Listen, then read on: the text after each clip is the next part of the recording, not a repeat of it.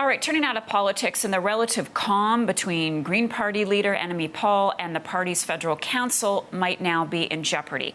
The party is taking a decision by an arbitrator to court. This comes just weeks ahead of an anticipated federal election. Joining me this morning to discuss this is Tom Mulcair, CTV's political commentator, and of course the former leader of the NDP party. Tom, good morning to you. Good morning, Marcia. Let's start with this battle between the Green Party and their leader, Annamie Paul, now going to court. What's going on here? Well, like a lot of Canadians, I was gobsmacked when I saw that yesterday. It was supposed to have been over. There was a great press conference by Annamie Paul a couple of days ago. She reintroduced herself to Canadians, and they discovered that sparkling gem that is so welcome on the Canadian political landscape. And lo and behold, it appears that the Elizabeth May faction, because Elizabeth May's excuse that she's got nothing to do with this is starting to wear a bit thin. They seem to be resolute in their determination to have Elizabeth May come back and to get rid of Annamie Paul. And so now they're taking a decision that resulted in that federal council saying, okay, we're not going to contest any of this. And now they're going back to court, spending money that should go to an election campaign on futile legal recourses. It's unprecedented and it's unseemly. And anybody who thought that the environment and sustainable development and global warming and greenhouse gas emissions in Canada were the issues that the Green Party was pushing forward, they soon learned that there's a fringe group pushing Palestine-Israel conflict as their main point of view, and somehow this has taken over and eaten up the Green Party. Now, Elizabeth May had a chance, Marcia, a couple of days ago to get clean on this, and she put out the worst non-denial denial I've ever seen. She said, well, we can't really get rid of her now, and I have nothing to do with this, and they sort of asked me to stay quiet. Don't ask me anything about it. But the members can get rid of her after the election. Hello, what lovely support for your leader, Elizabeth May. So I think that Annamie Paul is really being pressured hard. She talked personally about that during her press conference, and I sincerely hope that she's able to hold on, despite this most recent mess, and just show the strength that I thought came through very clearly when she stood in front of the cameras, as I say, a couple of days ago in that Toronto park. What about damage done to the party's image as we inch closer to an election, Tom? It's almost irreparable, and it should have been so easy. I mean, this is the summer where the average Canadian who might have been saying, yeah, global warming, they could talk a lot about it, but how much, blah, blah, blah.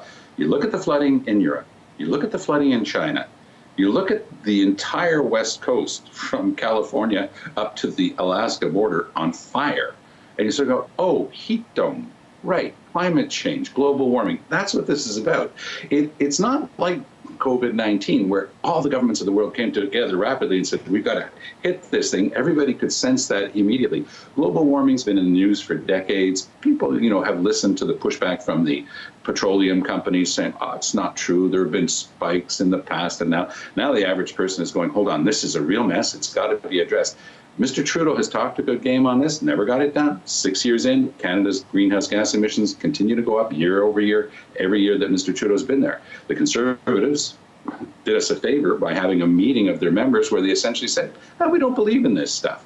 So the Green Party had an incredible opportunity this time around, and now that progressive vote is either going to maybe leach over to the Liberals a bit.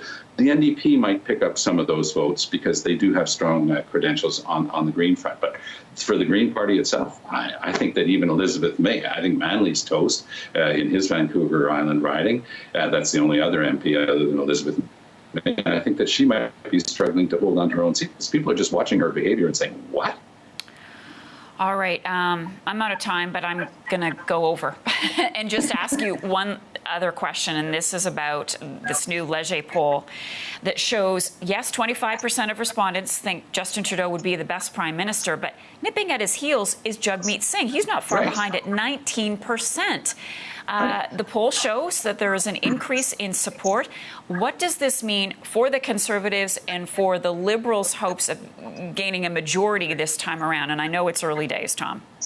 The standard defensive maneuver of the Liberals when they're trying to get their majority is to turn around to NDP voters and say, sorry, you can't split the vote. You have to vote for us. Otherwise, those horrid conservatives are going to get in. Well, those horrid conservatives are so low in the polls right now, they're not a real threat. So Mr. Singh is in a position that the NDP has rarely been in before.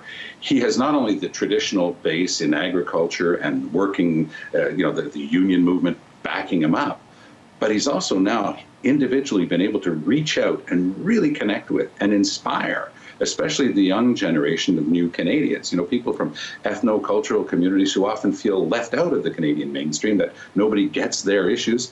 Singh gets their issues and knows how to talk to them. So in the Greater Toronto Area, with their 50 or so seats, boy, that's a big chunk. Out of 338 in all of Canada, that's a huge chunk. And I think that Mr. Singh might be playing havoc with Mr. Trudeau's numbers, especially in the GTA and other large urban areas in Canada. Tom Mulcair, thank you so much for all that this morning. We'll talk to you again soon. Good to be with you again, Marcia. All the best.